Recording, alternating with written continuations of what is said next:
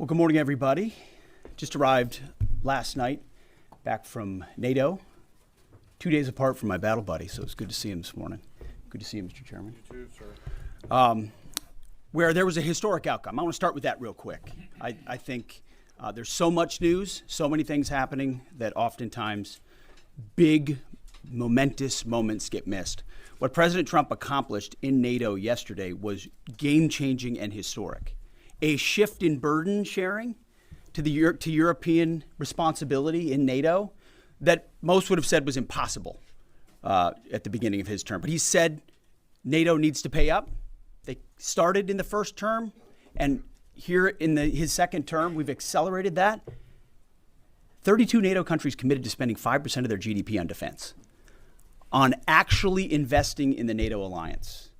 So I hope with all the ink spilled, all of your outlets find the time to properly recognize this historic change in continental security that other presidents tried to do, other presidents talked about. President Trump accomplished it. It's a huge deal. You see, we're here this morning because in hunting for scandals all the time, in trying to find wedges and spin stories, this press corps and the press corps miss historic moments. You miss historic moments like 5% at NATO, which when you hear, I was in the closed door briefing. I wish there could have been cameras in there. When you heard the prime ministers and presidents of other countries, to a man and to a woman, looking at President Trump and saying, this never could have happened. Never would have happened. It seemed impossible 5 years ago, 2 years ago, 8 years ago. But here we are because of your leadership. If you ask them the question, I bet they'd say the same thing. But searching for scandals, you miss historic moments, like recruiting at the Pentagon. Historic levels in the Army, the Air Force, and the Navy. Yeah, maybe there'll be a little mention here or there, but because it was under President Trump's leadership, because Americans are responding to him as commander-in-chief, the press corps doesn't want to write about it. Or bring us to the topic of the moment, the highly successful strikes in Iran. Let me read the bottom line here. President Trump directed the most complex and secretive military operation in history. And it was a resounding success, resulting in a ceasefire agreement and the end of the 12-day war. There's been a lot of discussion about what happened and what didn't happen. Step back for a second. Because of decisive military action, President Trump created the conditions to end the war, decimating, choose your word, obliterating, destroying Iran's nuclear capabilities. I want to read some of the assessments that have been provided because whether it's fake news, CNN, MSNBC, or the New York Times, there's been fawning coverage of a preliminary assessment. I've had a chance to read it. Every outlet has breathlessly reported on a preliminary assessment from DIA. I'm looking at it right now. Again, it was preliminary, a day and a half after the actual strike, when it admits itself in writing that it requires weeks to accumulate the necessary data to make such an assessment. It's preliminary. It points out that it's not been coordinated with the intelligence community at all. There's low confidence in this particular report. It says in the report there are gaps in the information. It says in the report multiple linchpin assumptions are what this assessment, a linchpin assumption, you know what that is? That means your entire premise is predicated on a linchpin. If you're wrong, everything else is wrong. And yet, still, this report acknowledges it's likely severe damage. Again, this is preliminary, but leaked because someone had an agenda to try to muddy the waters and make it look like this historic strike wasn't successful. I'm going to get to the chairman in a moment because he's going to lay out the particulars for you based on his professional military experience. But here's what other folks are saying. The DIA that put that report out says this is a preliminary low-confidence report and will continue to be refined as additional intelligence becomes available. How about the Israeli Atomic Energy Commission? The devastating U.S. strikes on Fordow destroyed the site's critical infrastructure and rendered the enrichment facility inoperable. Have any of these quotes made their way into the New York Times or the Washington Post, MSNBC, CNN? Any of these quotes? How about this one? This is a new one from the UN, the United Nations. No friend of the United States, or certainly Israel often. Here's the head of the UN Atomic Energy Agency this morning, Rafael Grossi, U.S. and Israeli strikes caused enormous damage to Iran's nuclear sites. Don't take my word for it. How about the IDF's chief of staff? I can say here that the assessment is that we significantly damaged the nuclear program, setting it back by years. I repeat, years. The Iranian foreign minister, the spokesman, our nuclear installations have been badly damaged, that's for sure. I'm sure that's an understatement. John Radcliffe, the director of the CIA, putting out a statement just last night. CIA can confirm that a body of credible intelligence indicates Iran's nuclear program has been severely damaged by recent targeted strikes. This includes new intelligence from a historically reliable, very different than preliminary assessment with low confidence. He's saying historically reliable and accurate source and method that several key Iranian nuclear facilities were destroyed and would have to be rebuilt over the course of years. CIA continues to collect additional reliably sourced information to keep appropriate decision makers fully informed. How about DNI Tulsi Gabbard yesterday? She writes, and I quote, "New intelligence confirms what POTUS has stated numerous times. Iran's nuclear facilities have been destroyed." Institute for Science and International Security President David Albright, overall, Israel and U.S. attacks have effectively destroyed Iran's centrifuge enrichment program. Time and time again, I can go down the list. Those that understand, those that see, those that do proper assessments recognize that what the United States military did was historic. And again, before I pass it to the chairman, because you, and I mean specifically you, the press, specifically you, the press corps, because you cheer against Trump so hard, it's like in your DNA and in your blood to cheer against Trump, because you want him not to be successful so bad, you have to cheer against the efficacy of these strikes. You have to hope maybe they weren't effective. Maybe the way the Trump administration has represented them isn't true. So let's take half-truths, spun information, leaked information, and then spin it in every way we can to try to cause doubt and manipulate the public mind over whether or not our brave pilots were successful. How many stories have been written about how hard it is to, fly a plane for 36 hours? Has MSNBC done that story? Has Fox? Have we done the story how hard that is? Have we done it 2 or 3 times so that American people understand? How about how difficult it is to shoot a drone from an F-15 or 16 or F-22 or F-35? Or what it's like to man a Patriot battery? Or how hard it is to refuel midair, giving the American people an understanding of how complex and sophisticated this mission really was. There are so many aspects of what our brave men and women did that, because of the hatred of this press corps, are undermined because your people are trying to leak and spin that it wasn't successful. It's irresponsible. And folks in this room are privy to that information because of the proximity here in the Pentagon. It's an important responsibility. And time again, classified information is leaked or peddled for political purposes to try to make the president look bad. And what's really happening is you're undermining the success of incredible B-2 pilots and incredible F-35 pilots and incredible refuelers and incredible air defenders who accomplished their mission, set back a nuclear program in ways that other presidents would have dreamed. How about we celebrate that? How about we talk about how special America is, that only we have these capabilities? I think it's too much to ask, unfortunately, for the fake news. So we're used to that. But we also have an opportunity to stand at the podium and read the truth of what's really happening. And the reality is, you want to call it destroyed, you want to call it defeated, you want to call it obliterated, choose your word. This was an historically successful attack, and we should celebrate it as Americans. And it gives us a chance to have peace, chance to have a deal, and an opportunity to prevent a nuclear Iran, which is something President Trump talked about for 20 years, and no other presidents had the courage to actually do. So with that, I want to hand it over to the chairman of the Joint Chiefs. They've done technical analysis on this, not just on the strike, but also on our Patriot defenders, on Al Udeid. And Mr. Chairman, I'll hand it over to you. Good morning. Thank you, Mr. Secretary, and good morning, and all of you. Thank you for being here. As a follow-up to my comments on Sunday's press conference, I wanted to give you a few updates this morning on something I'm honored to do as a chairman, and that's a chance to get to talk about some of our service members and the incredible things that they do on behalf of our nation. And I apologize ahead of time for the length and the detail. Today I'm going to brief you on a couple things. First, I'm going to talk about our air defenders at Al Udeid in Qatar and their actions on Monday.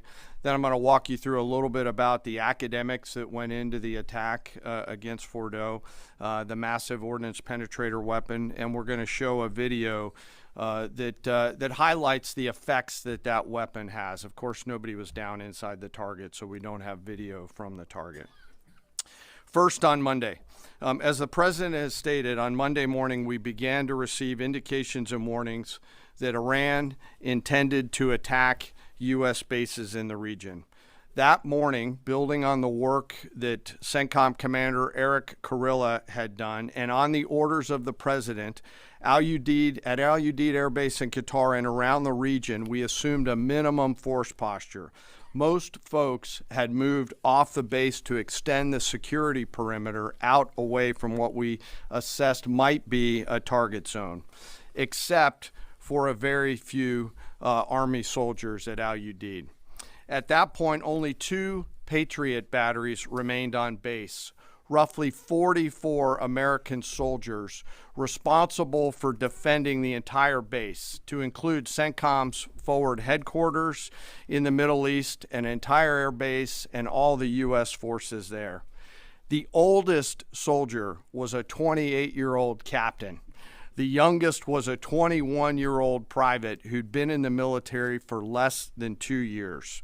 So let's put ourselves out there for a second. Imagine you're that young first lieutenant, you're 25 or 26 years old, and you've been assigned as the tactical director inside the command and control element.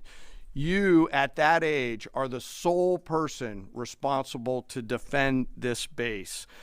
Listening next to you is your early warning operator, whose job is to notify you of imminent attack. There's 5 people inside a vehicle and 5 people outside of a vehicle around these, a total of, as I said, 44. By the way, you've sat in the Middle East for years, deployed over and over again, extended multiple times, always being prepared, but unsure of when that particular day will come that you must execute your mission and not fail at doing it. In this case, these Patriot crews were deployed from Korea and Japan as part of our U.S. forces there to ensure that we had the most capable missiles in the CENTCOM area of responsibility. As the day continues, you start to hear more and more chatter in the information space about a pending attack. And as the sun starts to set in the west, you get orders from your higher headquarters to make sure that your missile batteries are pointed to the north. There are just a few other teammates. It's hot, you're getting nervous, and you expect an attack. Outside of those Patriot vehicles, your hot crew, which is 1 NCO and 4 additional soldiers, turns a key and relinquishes control of those missiles to that young lieutenant inside the vehicle, and you wait. You know that you're going to have approximately 2 minutes, 120 seconds to either succeed or fail. And then at approximately 12:30 p.m. on Monday, that's 7:30 p.m. in Qatar, as the sun sets in the west, Iran attacks. As the targets were detected, round after round of Patriot missiles are ejected from their canisters by an initial launch charge. Then the main solid rocket motor ignites. You can feel this in your body if you've ever been around a Patriot taking a shot. And round after round goes out and guides against those missiles coming inbound. We believe that this is the largest single Patriot engagement in U.S. military history. And we were joined in this engagement by the Qatari Patriot crews. I'm not going to tell you how many rounds were shot, but it was a bunch. because of classified purposes. And we're aware that there's reports of something getting through. What we do know is there was a lot of metal flying around. Between attacking missiles being hit by Patriots, boosters from attacking missiles being hit by Patriots, the Patriots themselves flying around, and the debris from those Patriots hitting the ground, there was a lot of metal flying around. And yet our U.S. air defenders had only seconds to make complex decisions with strategic impact. These awesome humans, along with their Qatari brothers and sisters in arms, stood between a salvo of Iranian missiles and the safety of Al Udeid. They are the unsung heroes of the 21st century United States Army. And I know a lot of you have seen the videos online and the excitement as those Patriots departed their launchers and went up and guided. This really demonstrates the combat capability and capacity of our Army air defenders. Simply stated, they absolutely crushed it.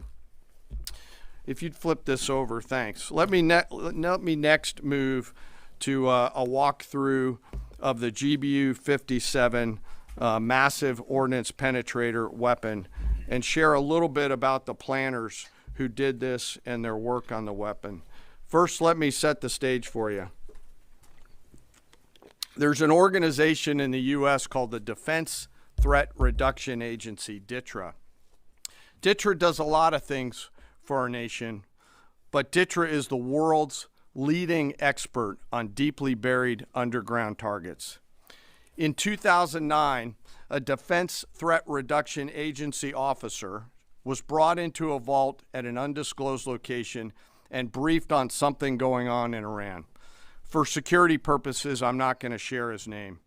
He was shown some photos and some highly classified intelligence of what looked like a major construction project in the mountains of Iran. He was tasked to study this facility, work with the intelligence community to understand it, and he was soon joined by an additional teammate. For more than 15 years, this officer and his teammate lived and breathed this single target, Fordo, a critical element of Iran's covert nuclear weapons program. He studied the geology. He watched the Iranians dig it out. He watched the construction, the weather, the discard material, the geology, the construction materials, where the materials came from. He looked at the vent shaft, the exhaust shaft, the electrical systems, the environmental control systems, every nook, every crater, every piece of equipment going in and every piece of equipment going out. They literally dreamed about this target at night when they slept. They thought about it driving back and forth to work, and they knew from the very first days what this was for. You do not build a multi-layered underground bunker complex with centrifuges and other equipment in a mountain for any peaceful purpose. They weren't able to discuss this with their family, their wives, their kids, their friends, but they just kept grinding it out. And along the way, they realized we did not have a weapon that could adequately strike and kill this target. So they began a journey to work with industry and other tacticians to develop the GBU-57. They tested it over and over again, tried different options, tried more after that.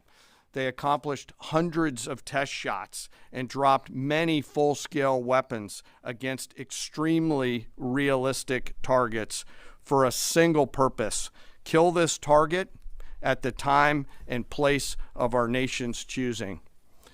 And then, on a day in June of 2025, more than 15 years after they started their life's work, the phone rang and the President of the United States ordered the B-2 force that you've supported to go strike and kill this target. Yesterday, I had the incredible honor and privilege of spending time with these two Defense Threat Reduction Agency officers who've given so much. One of them said, quote, "I can't even get my head around this. My heart is so filled with the pride of being a part of this team. I am so honored to be a part of this."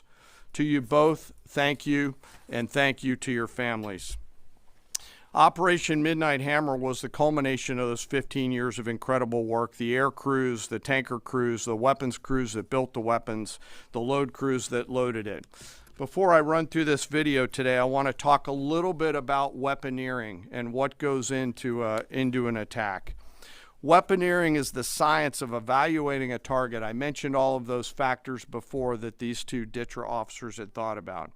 Ultimately, weaponeering is determining the right weapon and fuse combination to achieve the desired effects and maximum destruction against a target. In the case of Fordo, the DTRA team understood with a high degree of confidence the elements of the target required to kill its functions, and the weapons were designed, planned, and delivered to ensure that they achieve the effects in the mission space. By the way, in the beginning of its development, we had so many PhDs working on the MOP program, doing modeling and simulation, that we were quietly and in a secret way the biggest users of supercomputer hours within the United States of America. So let me talk about the graphic a little bit. And the GBU 57, which all of you I know is a 30,000 pound weapon dropped only by the B-2. It's comprised of steel, explosive, and a fuse, programmed bespokely each weapon to achieve a particular effect inside the target. Each weapon had a unique desired impact angle, arrival, final heading, and a fuse setting. The fuse is effectively what tells the bomb when to function. A longer delay in a fuse, the deeper the weapon will penetrate and drive into the target. So on Fordo, in June of 2008, you can see these three holes. Depicted here is the main exhaust shaft with two additional ventilation shafts on either side. The United States decided to strike these two ventilation shafts, seen here on the main graphic, as the primary point of entry into the mission space. In the days preceding the attack against Fordo, the Iranians attempted to cover the shafts with concrete to try to prevent an attack. I won't share the specific dimensions of the concrete cap, but you should know that we know what the dimensions of those concrete caps were. The planners had to account for this. They accounted for everything. The cap was forcibly removed by the first weapon, and the main shaft was uncovered. Weapons 2, 3, 4, 5 were tasked to enter the main shaft, move down into the complex at greater than 1,000 feet per second, and explode in the mission space. Weapon number 6 was designed on each side, so there were 6 on each side. Weapons number 6 was designed as a flex weapon to allow us to cover if one of the preceding jets or one of the preceding weapons did not work. The video I'm about to show you is a culmination of over 15 years of development and testing. As I said, hundreds of test shots on various models. This is one weapon. So if you take a view of this as 5 additionals, you'll get a sense of what this looks like. Hopefully you can see it and there's not too much reflection. Tom runs our videos out there. We'll run it at full speed so you can see it and then go back through it. Go ahead, Tom.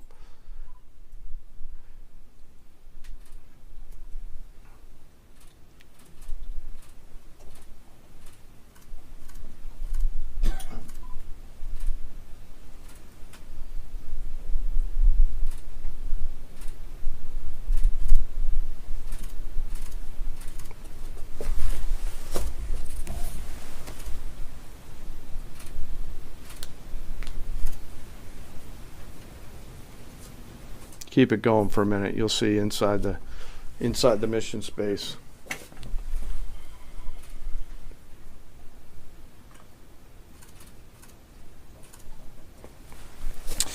Unlike a normal surface bomb, you won't see an impact crater because they're designed to deeply bury and then function. I know there's been a lot of questions about that.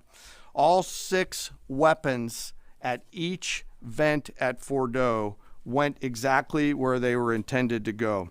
A bomb has three effects that causes damage: blast, fragmentation, and overpressure.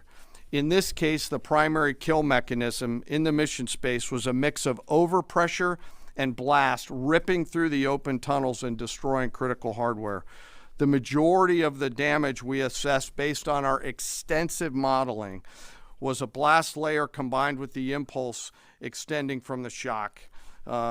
Imagine what this looks like 6 times over. A point that I want to make here: the Joint Force does not do BDA. By design, we don't grade our own homework. The intelligence community does. But here's what we know following the attacks and the strikes on Fordo. First, that the weapons were built, tested, and loaded properly. 2, the weapons were released on speed and on parameters. 3, the weapons all guided to their intended targets and to their intended aim points. 4, the weapons functioned as designed, meaning they exploded. And we know this through other means, intelligence means that we have, that were visibly, we were visibly able to see them. And we know that the trailing jets saw the first weapons function, and the pilots stated, quote, "This was the brightest explosion that I've ever seen. It literally looked like daylight." Let me now turn to the bomber crews themselves, give you a few details about them. The crews that attacked Fordo were from the active duty Air Force and the Missouri Air National Guard. The crews ranked from captain to colonel, and most were graduates of the Air Force Weapons School headquartered at Nellis Air Force Base in Nevada. I will state for the record that there is no beach volleyball or football at the Air Force Weapons School. They were male and female aviators on this mission. And a crew member told me when I talked to them on video the other day that this felt like the Super Bowl, the thousands of scientists, airmen, and maintainers all coming together. One last story about people. When the crews went to work on Friday, they kissed their loved ones goodbye, not knowing when or if they'd be home. Late on Saturday night, their families became aware of what was happening. And on Sunday, when those jets returned from Whiteman, their families were there. Flags flying and tears flowing. I have chills literally talking about this. The jets rejoined into a formation of 4 airplanes followed by a formation of 3 and came up overhead Whiteman, proudly in the traffic pattern, pitching out to land right over the base and landing to the incredible cheers of their families who sacrifice and serve right alongside their family members. Like I said, there were a lot of flags and a lot of tears. One commander told me this is a moment in the lives of our families that they will never forget. That, my friends, is what America's Joint Force does. We think, we develop, we train, we rehearse, we test, we evaluate every single day. And when the call comes to deliver, we do so. I could not be more proud standing up here today of our Joint Force. I'm filled with gratitude that I get to tell their story. And as we stand here right now, our forces remain on a high state of readiness in the region, prepared to defend themselves. And one last thing, our adversaries around the world should know that there are other DTRA team members out there studying targets for the same amount of time, and will continue to do so. Thank you very much. I apologize for the length. I look forward to your questions. Thank you, Mr. Chairman. I would just thank you, by the way, for that extensive work, the lay down. I mean, even, do you have that laser pointer? Okay. Yes, sir. Thank you, squaring me away as always. I mean, even in just the public reporting, if you see the post-strike shaft of the 3 holes, the vast majority, and fairly so, the vast majority of speculation has been those are the 3 strike points. When in actuality, what you realize is these are the vents, these are the caps. The first munition took the cap off, and the other 5 went down the center hole, which if you're planning the target, you would want it to be the direct one going to the bottom.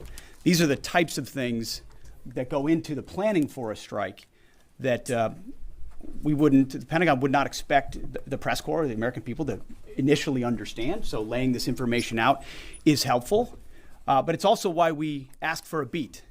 for a moment, for a day or two, the opportunity to tell that story, because as the chairman said, these men and women that did this mission, they just want to do their job. They're not expecting their story to be told.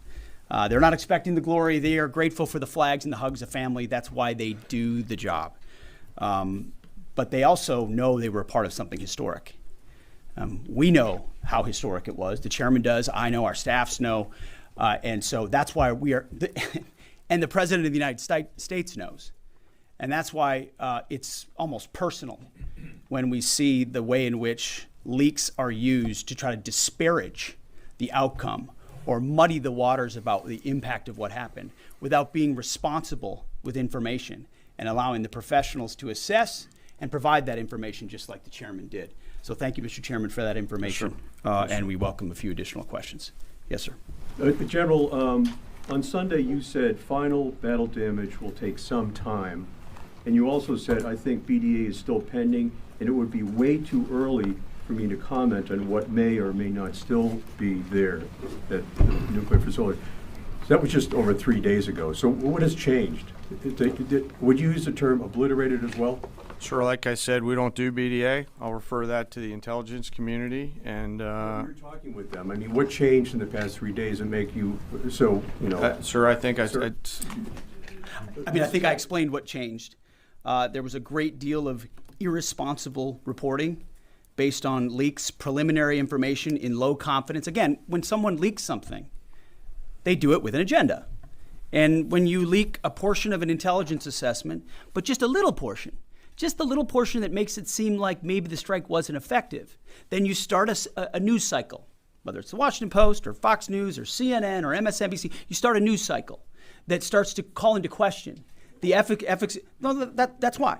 So you bring the chairman here, who's not involved in politics. He doesn't do politics. That's my lane to understand and translate and talk about those types of things. So I can use the word obliterated. He could use defeat, destroyed, assess, all of those things. But ultimately, we're here to clarify what these weapons are capable of, which anyone with, two eyes, some ears, and a brain can recognize that kind of firepower with that specificity at that location and others is going to have a devastating effect. So we all recognize there will be days and weeks ahead. That's why yesterday I said, if you want to know what's going on at Fort O, you better go there and get a big shovel, because no one's under there right now. No one's under there able to assess, and everyone's using reflections of what they see. And that's why the Israelis, the Iranians, the IAEA, the UN, to a man and to a woman who recognize the capability of this weapon system, are acknowledging how destructive it's been. So that's what's changed. Just 3 or 4 days later, what changed? See, this is a point. This is how difficult it is to actually manage. You just watched a video of what this weapon is capable of. That's where we find our confidence, is in the skill of men and women and the capability of the systems they employed, and the recognition so far in the reflections that it was a highly successful mission. Sure, I think you could, I'd say go out. The IC should be able to help you answer that question. They look at a variety, as the Secretary has alluded to, we look at a variety of things. I don't do that. They do. All different sources of intel, which I'd refer you to them to get clarity on the end state. So again, I go back to the IC, whether it's Director Radcliffe or ODNI Gabbard. I read the statements at the beginning. They're the ones aggregating the intelligence, and they're saying nuclear facilities were destroyed and would have to be rebuilt over a number of years. Facilities were destroyed. What do we got right here? So you cited a body of credible intelligence to suggest the damage at Fort O and other places. What is that referring to, and when can we see it? I was reading from the CIA director's statement, which came out last night. CIA, again, they do the BDA, they do the assessment. CIA can confirm that a body of credible intelligence indicates, it also goes on to say, new intelligence from historically reliable and accurate sources and methods. Now, you can imagine, the CIA director is going to be very careful about how he articulates things of that sensitivity. Classified, secret, top secret, compartmentalized. He's going to know things that you're not going to know, that the press isn't going to know, and he's reflecting that the sources he's seeing are highly credible. And that's what he's basing it on. Don't you think we need to see that? Do you have a top secret clearance, sir? Eventually, Okay. the American public wants to see it. Yes. Yeah, you. I wanted to ask briefly just. No, not you. Checkered shirt. Oh. Right there. So Mike Glenn with the Washington Times. Yes, sir. Thanks, sir. Anybody who's ever read a Battalion S2 report after a fight knows that the initial report is usually wrong, sometimes grossly so. Has what happened in this incident caused you all to sort of rethink the intelligence process, if the process itself doesn't require any more adjustment? Well, I can tell you what the chairman told me in the Situation Room and reminded us all, which is alongside what you just said, sir, is that the first reports are almost always wrong. They're almost always incomplete, right? Anything, whether it's a squad level operation or a strategic level operation, the initial reflections you get are coming at you at a high rate of speed from a lot of different sources. So your job is to step back and assess them. And that's why we're urging caution about premising entire stories on biased leaks to biased publications trying to make something look bad. How about we take a beat, recognize first the success of our warriors, hold them up, tell their stories, celebrate that, wave an American flag, be proud of what we accomplished. And in the meantime, I can assure you, the chairman and his staff, the intelligence community, our staff and others are doing all the assessments necessary to make sure that mission was indeed successful. Yes, right there. Sir, thank you, Mr. Secretary.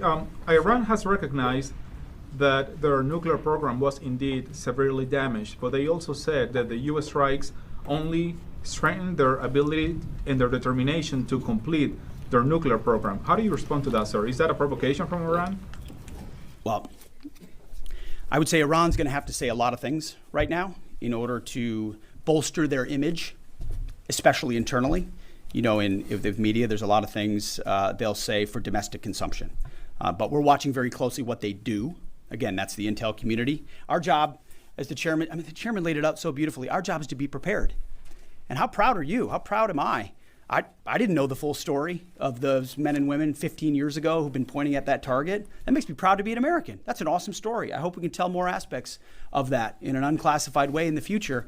That's a great thing to know. Our job is to be prepared when the commander-in-chief calls based on those assessments. So, of course, our IC, the Intelligence Committee, will keep watching what Iran does and pay attention to that. But the president has created the contours, the opportunity for a deal, for peace, in something that the world said was intractable, that wasn't possible.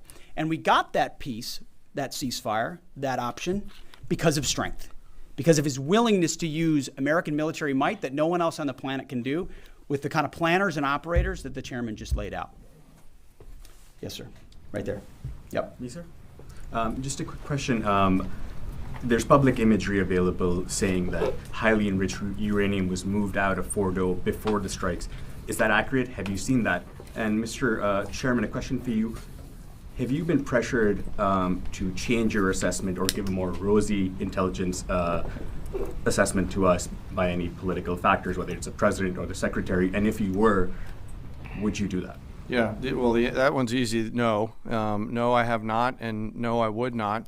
My job as the chairman is to offer a range of options to the president and the National Command Authority to deliver the risks associated with each of those, and then take the orders of the National Command Authority and go execute them. I've never been pressured by the president or the secretary to do anything other than tell them exactly what I'm thinking, and that's exactly what I've done. And the highly enriched uranium? There's nothing that I've seen that suggests that we didn't hit exactly what we wanted to hit in those locations. That's not the question, though. It's about highly enriched uranium. Do you have certainty that all the highly enriched uranium was inside the Fordo mountain, or some of it, because there were satellite photos that showed more than a dozen trucks there 2 days in advance? Are you certain none of that highly enriched uranium was moved? Of course, we're watching every single aspect, but Jennifer, you've been about the worst, the one who misrepresents the most intentionally. What the president says. I'm familiar. I was about the ventilation shafts on Saturday night, and in fact, I was the first to describe the B-2 bombers, the refueling, the entire mission with great accuracy. So I take issue with that. I appreciate you acknowledging that this was the first the most successful mission based on operational security that this department has done since you've been here, and I appreciate that. So we're looking at all aspects of intelligence and making sure we have a sense of what was where. Why not acknowledge the female pilots that also participated in this mission. The early messages that you sent out only congratulated the boys. So when I say something like our boys and bombers, see, this is the kind of thing the press does, right? Of course, the chairman mentioned a female bomber pilot. That's fantastic. She's fantastic. She's a hero. I want more female bomber pilots. I hope the men and women of our country sign up to do such brave and audacious things. But when you spin it as, because I say our boys and bombers as a common phrase, I'll keep saying things like that, whether they're men or women. I'm very proud of that female pilot, just like I'm very proud of those male pilots. And I don't care if it's a male or a female in that cockpit, and the American people don't care. But it's the obsession with race and gender in this department that's changed priorities. We don't do that anymore. We don't play your little games. Yes, Do you right know there. for certain that the uranium was removed from the facility before the B-2 struck? So I'm not aware of any intelligence that I've reviewed that says things were not where they were supposed to be, moved or otherwise. Yes. Kelly Meyer with News Nation, and just off the top, want to say we're grateful for the service of these pilots and everybody that serves. I wanted to ask you, the CIA statement said, when possible, they will provide updates and information to the public for transparency, and I believe that's what we're looking for here. Do you commit to share the Defense Intelligence Agency report when it is ready, so the American people can understand more about the intelligence assessment? Well, actually, the report that was discussed, this preliminary report, was what's called a restrike report. So it comes to us to give us an assessment whether a target would need to be restruck, right? That's the reason why. So it's based on internal feedback loop that we're supposed to have access to. Unfortunately, someone took advantage of that. But whatever is supposed to be made public will be, but whatever has to stay sensitive. Sir, can I just jump in? You know, one of the things that I'm trying to do through this journey that we're on together, of course, transparency, but also the requirement to really protect these capabilities. I guess the time's up. So there's a balance in there, right? We do need to preserve options should the nation and the joint force be tasked to go do something again. So I'm confident we'll find the middle ground, but there are some things that if asked, I'd want to not release related to. So we're going to leave it right there. I want to thank the heroism of our men and women in the military. What they accomplished is truly historic. Setting back the Iranian nuclear program, untold number of years. It was a devastating attack. We appreciate you covering it. Thank you very much, Yes, sir. Chairman. Thank you. Talk a little bit more about the role, sir.